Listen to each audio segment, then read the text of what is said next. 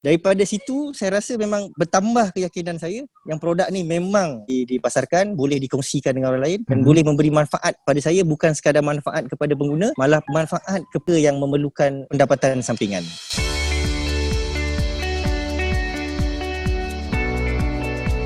Saya nak tanya macam mana bila cikgu bermula jadi ejen ni, dan kenapa cikgu boleh terfikir untuk start jadi ejen kan? Mungkin ada motivasi ke di sebalik langkah cikgu ni? Niat asalnya itu macam nak berkongsi kebaikan, berkongsi manfaat. Sebab daripada pengalaman saya sendiri sebagai pengguna asalnya, kemudian dengan keadaan waktu itu, kadang-kadang kita lihat ada setengah-setengah daripada golongan ni perlukan pendapatan sampingan, kemudian perlukan sumber kewangan, dan ada pula setengah tu yang memang memerlukan produk ni untuk kegunaannya lah. Jadi berdasarkan pengalaman yang saya ada sendiri, iaitu waktu tu saya memang rajin gastrik tu ataupun pedih ulu hati tu, jadi saya pun cubalah dapatkan balik apa yang sepatutnya, apa yang perlulah saya buat untuk saya nak pasarkan produk, ataupun senang cerita lebih kepada berkongsi manfaat pada orang lain. Itulah tujuan asal saya tu, insyaAllah, mudah-mudahan. Mungkin cikgu boleh ceritalah macam mana daripada ejen 1 tu cikgu dapat meniti naik tangga sehingga menjadi top ejen berturut-turut. Mungkin cikgu boleh kongsikan tips dia. Okay kan? Wow, sangat ni soalan ni, wow. Sebenarnya saya nak bermula dengan starter pack. Okay. Sebab selama ni pun saya beli secara retail. Waktu tu, yelah, why not orang kata kan. Kita pun ada rezeki sikit. Kisahnya bila sampainya produk tu, waktu tu PKP, saya pun tanya pada orang rumah saya, apa kita nak buat dengan produk ni? Sebab kita tak ada guide masa tu kan. Dan dalam keadaan kita terbatasan waktu, ataupun kita tak dapat nak berjumpa dengan siapa. Waktu tu PKP kan, jadi kita duduk rumah kan. So apa cara kita nak buat dengan produk ni? Jadi untuk makluman, waktu tu di taman ni, suasana ni seolah macam nak raya tau. Jadi berlaku situasi yang mana jiran-jiran ni orang panggil munjung, yang mana jiran hantar kita bekalan makanan, kita hantar jiran-jiran makanan, ada yang hantar buah dan sebagainya kan. Jadi kat situ saya gunakan kesempatan yang ada. Saya terfikir why not kita bagi apa-apa saja. Jadi saya selitkan produk bidara yang ada kat situ. Antaranya yang pertamanya balm tu lah. Saya ingat saya balm. Jadi saya bagilah pada jiran-jiran saya kan, bagi pada mana yang terhampir. Kemudian sampai satu ketika tu dah boleh bergerak sedikit, saya offer pula kepada dalam grup WhatsApp lah kata saya kan. Sampailah dia bagi alamat, berkongsi-kongsi alamat, kemudian saya hantar. Jadi apa yang saya dapat feedback daripada waktu itu, feedbacknya sangat baik, dan ada yang nak repeat order daripada saya, dan sehinggalah stok saya tu habis. Alhamdulillah. Yang jual ke apa yang saya bagi ke kan, dia ada bagi-bagi pada mereka yang betul-betul memerlukan kan. Antaranya ialah sesama gatal-gatal.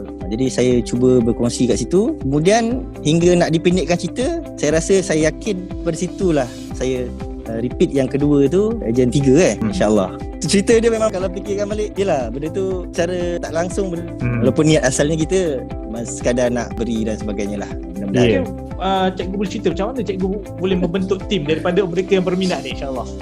Saya lebih suka guna perkataan jaringan tim lah.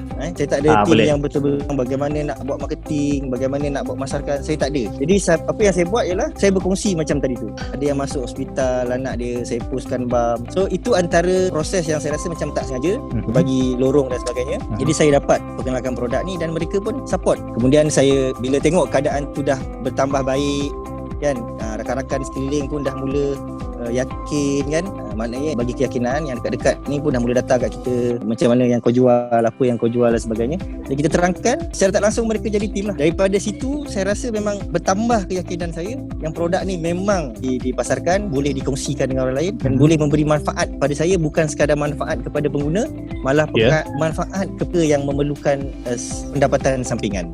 Itu saya nampak produk ni lah. Jadi macam mana orang kata sustain lah, macam mana dia tim ni boleh sustain? Mungkin cikgu boleh share. Betul. Bila kita dah ada tim, kita dah ada macam satu keluarga kan, dia tak payah jauh lah keluarga dalam WhatsApp tu sendiri lah. Kerana kita bila bentuk tim, pertama sekali mesti kita ada grup WhatsApp ataupun Telegram ataupun apa saja bentuk lah. Jadi pertamanya kita kena support lah apa yang mereka perlukan dari segi maklumat, info dan sebagainya. Itu yang kadang apa-apa pun kita kena rujuk pada SQ lah. Keduanya, bila kita rasa macam kita dah mula berjaya lah, nak kata berjaya tu tak layak macam rasa kecil pula kan. Maknanya kita dah dapat sesuatu lah yang lebih sikit kan. Jadi apa salahnya kita kongsi pada rakan-rakan tim saya kan. Contoh mungkin kita boleh bagi penghargaan Mungkin apa yang kita dapat sikit-sikit dekat cabutan bertuah tu kita boleh pas-pas sikit kat dia orang kan. Sebab kita perlukan sokongan ni secara berterusan lah. Di samping kita guide dia kan. Dan jangan lupa kita pun kena sentiasa mencari prospek yang baru lah. Tu memang kena ada lah. Okey lah. InsyaAllah. Mungkin kita ada ejen-ejen yang baru-baru join ataupun ejen yang dah lama join tetapi mungkin dia masih belum dapat rentak lagi, belum ada betul-betul ada idea macam mana mereka nak pergi jauh. Okay, cikgu ada nasihat ke ataupun kata-kata lah untuk mereka ni? Silakan cikgu.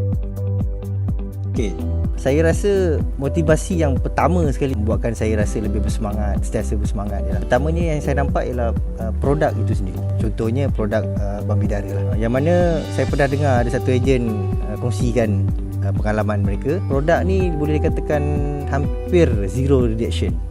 So saya rasa ini bukannya pengalaman dia seorang, dan saya percaya ramai lagi yang mengalami pengalaman yang sama, termasuklah saya. Yang mana bila mana kita memperkenalkan produk ni, ni sebagai contoh balm ni, bila dia buka je kemudian dia bau je, wow, dia kata lain lah, dia kata tak macam minyak balm ataupun wow, wangi, harum lah. Itu salah satulah yang menyebabkan kita rasa produk ni senang diperkenalkan pada rakan-rakan dan juga siapa sajalah, insyaAllah. Dan kemudian bila mana yang mereka yang dah guna tu, dia berkongsi pula pengalaman dia kongsi feedback dia yang baik, lebih lagi kongsi kepada orang lain ataupun di media sosial dan sebagainya. So ini pun merupakan satu motivasi kepada saya, dan saya percaya kepada orang lain untuk terus berkongsi apa yang baiknya tentang produk ni. Dan yang perkara yang ketiga berkaitan dengan motivasi, tak lain tak bukan ialah sokongan lah daripada keluarga, daripada isteri, daripada anak-anak, dan juga sokongan daripada kawan-kawan kita. Kadang-kadang nak dapatkan sokongan rakan-rakan ni lebih susah sebenarnya kan.